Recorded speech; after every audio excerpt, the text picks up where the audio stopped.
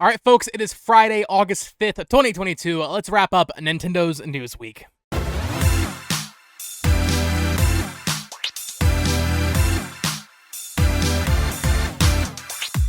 right, so it was actually kind of a slower week, I would say, in terms of news. I mean, comparatively, there's been a lot happening since I started the show. It is my birthday. That's the biggest news, so wish me a happy birthday down below, of course.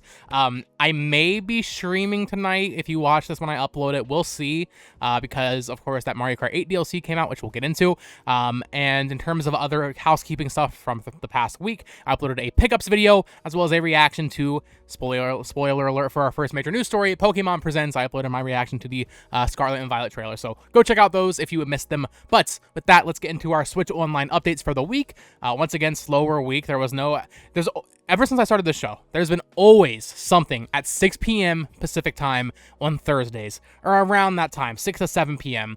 Sometimes it's like 6:30, you know? There's always something. And I guess technically today we had the second set of Xenoblade Chronicles 3 icons for Switch Online, but I was expecting something else. Maybe something will be announced tomorrow morning, because they almost always have something, but we'll see. We are waiting for at least some sort of Switch Online update for August, probably next week. But with that said, we did have a new set of icons introduced for August. Of course, we have the Mario Kart 8 Deluxe. Interestingly, they're calling this Booster Course Pass icons, even though it's just Mario Kart 8 icons. I guess they just want to promote the Booster Course Pass. That makes sense. So you can get those throughout the rest of the month. And then, of course, it's August, so they have Animal Crossing now. They've been expanding this a lot. They need to give a way for people to get more platinum points. I'm trying to get every icon because they're fun to collect. I can't keep up. I literally have no real way to earn more platinum points. I can play a little bit of Fire Emblem because I already had most of them from when the game came out, all the platinum points you can earn there.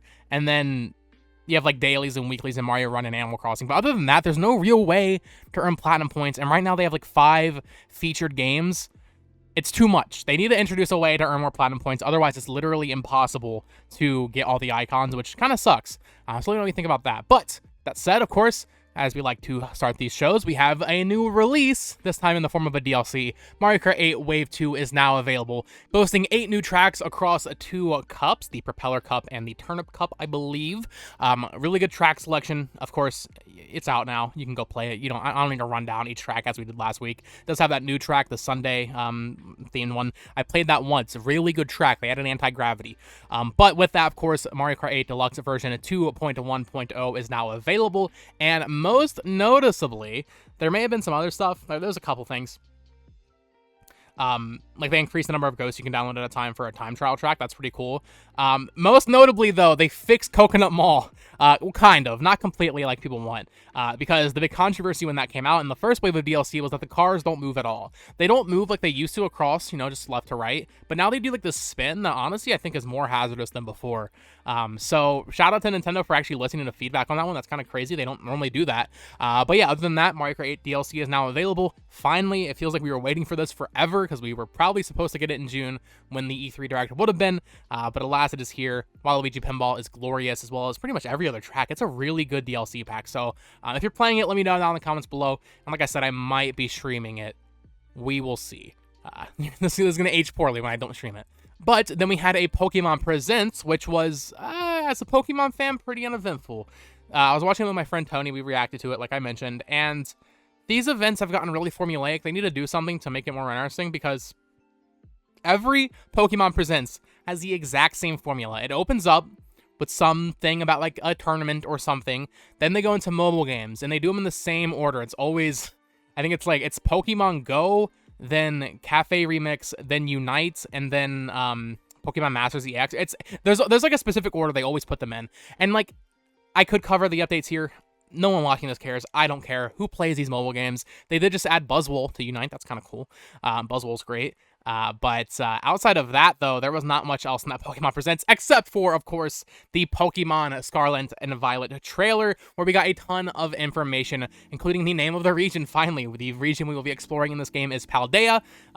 Players will start their adventure in the Paldea region, a land of vast open spaces dotted with lakes, towering peaks, wastelands, and mountain ranges. Players will find lots of people and Pokemon living together in a variety of locations, ranging from a farming village with bountiful harvests to a port town with a bustling marketplace. There's there's also a Pokemon living in treetops, rivers, and other locations in the wilderness. In the center of Paldea sits the largest city in the region, Mesagoza. It's here that players will find either the Naranja Academy or the Uva Academy in Pokemon Scarlet and Violet.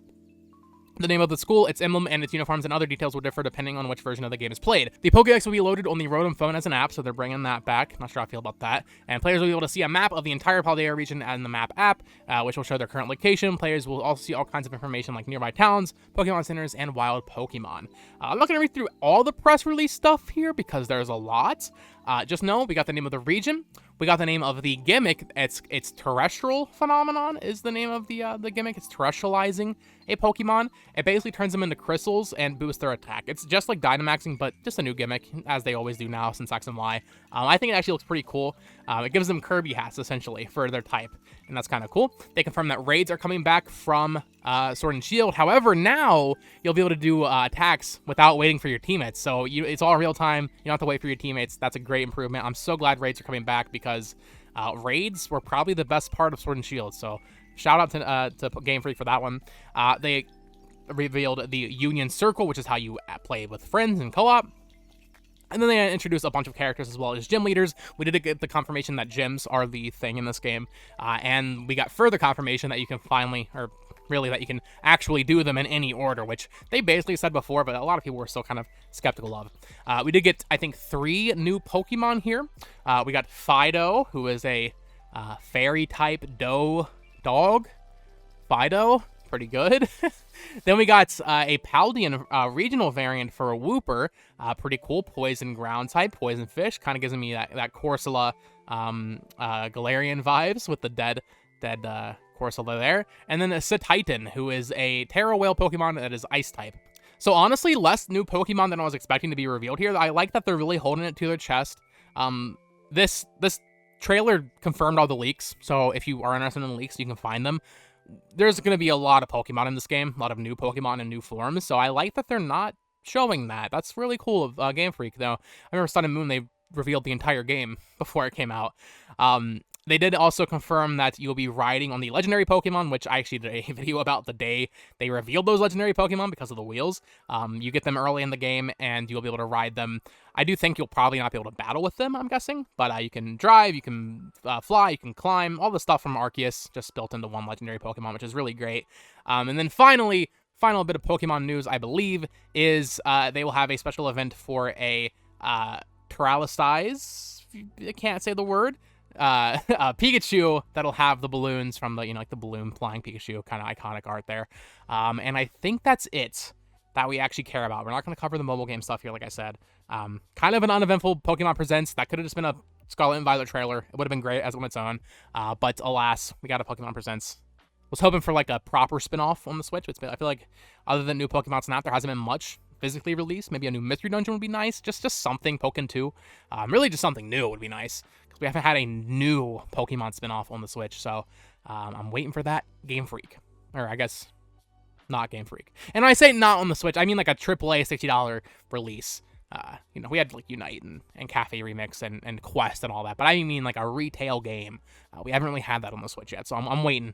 I'm waiting for that Pokemon Company. Okay, so we have a lot of kind of financial talk to get into, starting with, before we get into Nintendo's Q1 for 2023 earnings, I do want to talk about this story from Takashi Mochizuki, who asked during their, or Bloomberg asked during their kind of Q&A, they asked each console maker whether they had plans to raise the price of their consoles in Japan due to the inflation of the yen. And Microsoft said declined to comment, Sony said nothing to share at this moment, and Nintendo said no such plans now. So basically, they all said nothing. They basically said, probably not, but we'll see. Nothing to say at the moment, nothing to announce.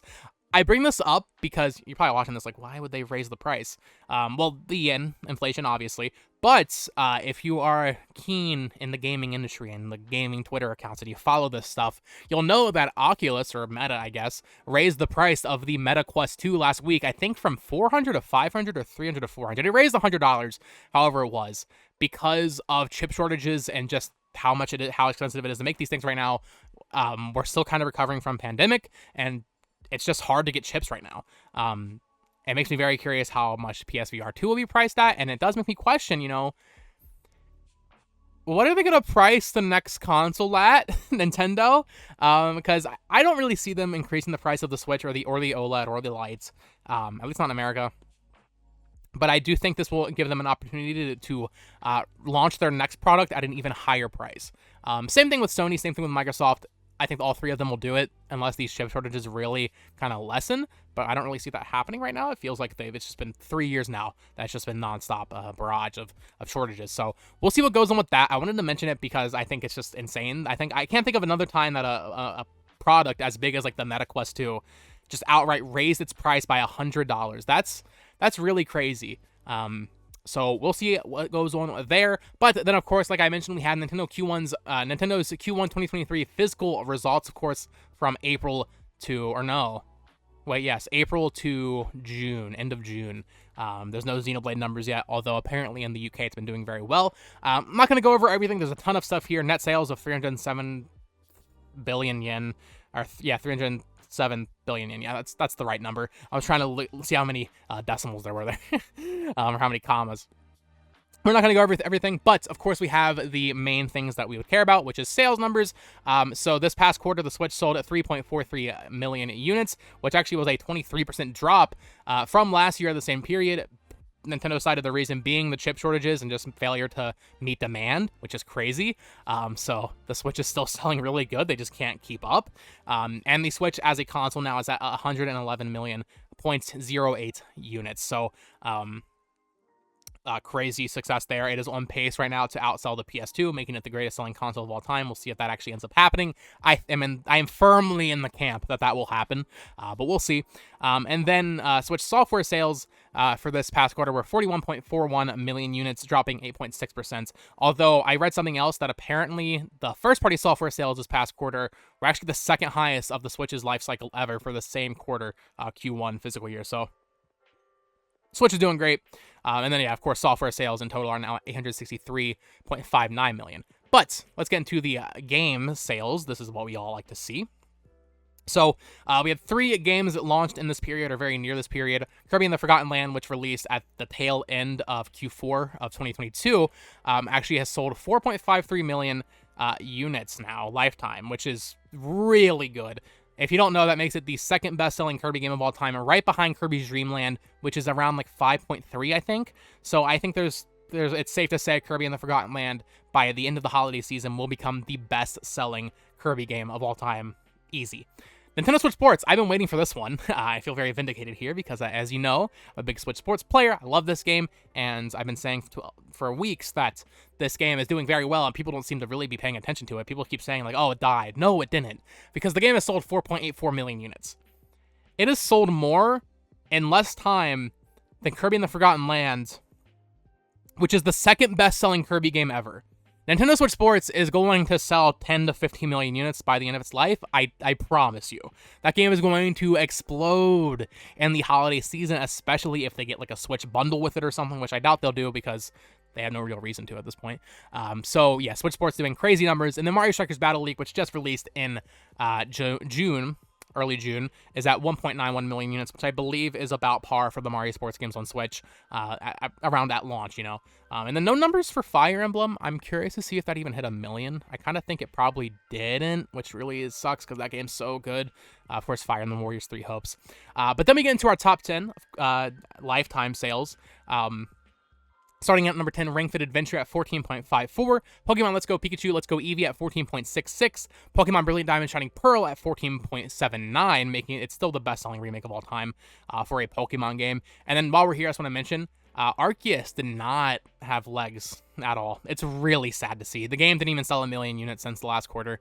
I'm sure it's, obviously, comparatively to like indie games or whatever, that's amazing how well it's doing. The fact that it didn't outsell Let's Go is sad. There are multiple factors for this. It's only one game. It launched after the holiday season.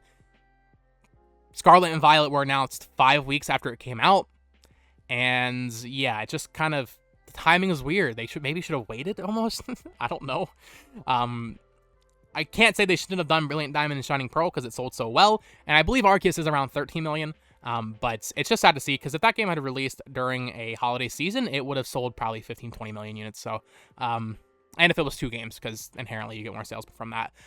But moving on, Super Mario Party is at 18.06, Super Mario Odyssey at 23.93, Sword and Shield at 24.5, Breath of the Wild is at 27.14, Super Smash Bros. Ultimate at 28.82, Animal Crossing New Horizons at 39.38, so that's going to be hitting 40 million this year for sure.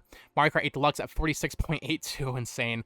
And yeah, that's about it for the top 10. Crazy sales from these games, especially those top 5. You're pushing 30 million on all of them now, which is absolutely crazy. Sword and Shield is the second best-selling Pokemon game, only behind Red and Blue and Yellow now, so that's also astonishing. Outsold Gold and Silver, I believe. So that is going to do it for all of our sales numbers for this quarter. I know that was a lot, but we only get them every 3 months, so it's fun to cover and just talk about how well these Nintendo games are doing that we like to play. Okay, so this is a report from Nikkei. Still some more inside baseball here for those interested. Nikkei is a Japanese gaming outlet, news journalist type of website, and it's unclear whether or not they asked for comment during the investor stuff happening, or if they just said this. But I wanted to bring it up because I know a lot of people love that Switch Pro talk here. According to the report, Nintendo will not be releasing new hardware in fiscal year 2023. This fiscal year is currently underway and will end in March 2023. In other words, if you were hoping to see a new Switch revamp anytime soon, it looks like there is no longer any reason to hold on to that hope. And then Go Nintendo, who I sort all my articles through, says it's important to note that we're not sure whether Nikkei has shared this comment on their own or if they received such a comment from Nintendo's president. Obviously, one would hold more weight than the other, but either way, it looks like we've seen all of the Switch hardware there is to see for this fiscal year. So I've been saying this for a while. I've done multiple videos on the Switch Pro and how I don't think it's happening this year, or how I don't even maybe think it's happening ever. I trust Nikkei. They're pretty good there with their reporting. We just had the Q&A or the financial briefing numbers come out. It would make sense that an article like this would come out around the same time. We'll see. I would love to be wrong. I like giving Nintendo my money. I would like to buy new hardware, even though I just bought an OLED like 2 months ago. But I think it's safe to say at this point we are not getting a new Switch hardware this year. We're not getting the rumored Drake model, as people have been calling it on forums. So yeah, stop holding on to hope, guys. It's not happening. All right, so this is kind of exciting and just kind of something I wanted to talk about because I think this will be a big news story next week or the week after. There was a German tweet kind of hyping up Splatoon 3, and in that tweet they said that Splatoon 3 would have new modes and more. So nothing major, nothing concrete, but I think it's just exciting that we're getting a new infographic and a tweet from the German account about Splatoon 3 mentioning this, because I think we've gotten all the other stuff out of the way. The only other thing people have been waiting for is Metroid Prime Remaster, which we could certainly see still be announced this year, come out this year, maybe in early September, like a direct or something. But Splatoon 3 is imminent, releases in about a month, and we know nothing. So I think at this time next week, we might be talking about a Splatoon 3 Direct. If not this week, certainly the week after. We have to get a Splatoon 3 Direct. We don't even know the idols in this game yet, guys. It is going to happen with a test fire announcement, and maybe even some new amiibo. So yeah, I just wanted to mention this. New modes, most certainly confirmed now for Splatoon 3, which is exciting. Certainly shouldn't be. It's not something we should have to hope for, but I was getting worried there because it's been so long since we heard anything about this game. But yeah, I think next week, stay tuned for a Splatoon 3 Direct announcement because I think it's very likely. All right, it's kind of sad. I don't know if anybody will really care, but Crunchyroll, YouTube, and Nico Nico will be ending their service on a Wii U and 3DS. Nico Nico is like a Japanese streaming thing, isn't it? But I know it was on the American eShop. Anyway, these services will be ending in the very near future. Crunchyroll will be shut down on August 29th. YouTube, which was never on 3DS, I think. And then YouTube will be shut down in October of 2022. And then the Nico Nico app will follow along on March 31st, 2023. So I think YouTube will probably be the biggest one there. I doubt many people are watching Crunchyroll or Nico Nico on their Wii U and 3DS, especially Crunchyroll on 3DS because that doesn't even exist. But YouTube is a big blow, I think, for a lot of people. It was nice having that gamepad support. And it's just further showing of the times that the Wii U and 3DS are sunsetting. Not that they already haven't sunsetted, but like they're like going down into the grave now. The sunset happened like 3 or 4 years ago. Now they're just in the grave. So sad to see. We did get a major game announcement this week from Square Enix. Once again, this game's been crazy leaked and rumored. We've seen listings for it in the Sony PlayStation Network's database, like time and time again. Last week I think we had like full ads for it leaked. But Square Enix finally decided to announce Tactics Ogre Reborn, releasing on November 11th. Crazy this game is getting a physical release. That's super exciting for me as a collector. By the way, I moved my Switch games over here so you can see them. So Tactics Ogre Reborn coming out November 11th. That's like 5 days after Harvestella. So a lot of Square Enix stuff there. $50 for a PSP remaster, kind of pricey, but for a physical version, that's awesome. I'm just glad we're getting a physical at all, and it's cool that the game is coming to modern platforms. I've never played Tactics Ogre, but I'm certainly interested in it. Okay, I just want to bring this up because we need to talk about Blizzard for a second here. So there was an Overwatch survey sent to players of the game, asking if players, or if they would be, the player would be willing to spend $45 for a mythic skin. Overwatch does not have something called a mythic skin, as far as I'm aware. At least when I played it back like 4 years ago. They have legendary skins, and that's the highest tier.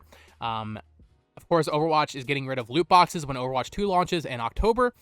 So they will be adopting the Fortnite, pay $20 for a skin kind of model. So they're obviously trying to figure out how the pricing will go here.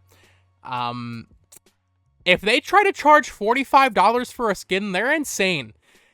And the sad thing is, people will pay for it. I am actually someone that is kind of okay with spending money on skins in games I play a lot, especially like Fortnite and even like Call of Duty. If I play the game for 100 hours, especially Fortnite because it's free, right? If I play the game for 100, 200 hours, which I have in Fortnite, I'm okay with spending $20 on a skin because I got something out of the game. Overwatch 2 is going to be free to play. That's sure. Maybe $20 for a skin, I guess. If you want to spend that, you can. $45, bro? No. Get out of here. You are not about to start this over Blizzard. Please, do not start this. No. I just want to throw it in. Shame on you. Shame on you. I'm shaming you on Nintendo Wrap, Blizzard. Get out of here with that. Just wanted to mention this for Monster Hunter Rise fans. There is actually a digital event announced. I don't think I've seen anybody talking about this. For August 9th at 7 a.m. Pacific time. That'll be 10 p.m. Eastern for you on the East Coast. And then if you're in Europe, well, good luck. They're doing an event to, I guess, reveal the contents of Title Update 1. So I probably won't really cover it next week because I don't really care. But I like seeing events get announced. So next week, August 9th, be there. Sunbreak announcements. I guess they will announce a new monster. I don't know how this stuff works. And then finally, as we wrap up here, of course, I like to go over our Switch Sports cosmetic update for the week. This week we have week 16, which is the Punk set. We are well into the next set of cosmetics now. I think we're like 3 away from there was like a QC, like lollipop character you can play as, like a new body type, so I'm excited for that. I'm still grinding this game out. I have all the cosmetics so far. I refuse to miss it. I'm too deep in. Yeah, if you're playing Switch Sports, let me know down in the comments below. And of course, as we like to end each episode, our Switch eShop top 5, just checking in, see how games are doing. Interesting stuff this week, I have to say. Last week, I can't remember the exact order, but I know Xenoblade Chronicles 3 was number 1. So let's get into this. Top 5. Number 5 is Among Us. Number 4, super happy to see this. A lot of people on my server have been playing this game, and they've been saying, like, it's really great. Bad timing, though, because it released next to Xenoblade. Digimon Survive, number 4 on the eShop. Really cool to see. I know there's been retailer shortages for this game because Bandai Namco seemingly printed it very low because I guess they have no faith in it. So Digimon Survive, number 4, great to see. Switch Sports at number 3, of course. Minecraft at number 2. And oh boy, Xenoblade Chronicles 3 at number 1. 2 weeks in a row. Let's keep it up. Let's keep it until Splatoon 3, guys. Come on. We can do this. I believe in us. If we can keep it number 1 until Splatoon 3 comes out, or like I guess the week before because of pre-orders, I'd be very happy with the Xenoblade Chronicle fandom. And even just the Botox Media viewer base. Please, keep it at number 1, guys. Although, if you want to buy a physical copy, that works too, I guess. Because that's what I do. I actually have 3 behind me. If you watch my pickups video, you'll understand why. So there you guys have it. That is going to do it for this week's episode of the Nintendo Wrap Show. Let me know what your favorite news story of the week was. I guess for me, it was the Pokemon Presents. Or I guess specifically that trailer. The trailer was really good. I'm excited for the game. But at this point, I kind of just want to play it, I think I've seen enough now. I just want to play the video game. I'm glad they're not showing too much. And of course, Mario Kart DLC being available is a major plus. But that's going to do it for me. Of course, you can follow me on Twitter at Botox Media, TikTok, Instagram, all those places. You can join my Discord. Link to that is down below. And until next time, folks, peace.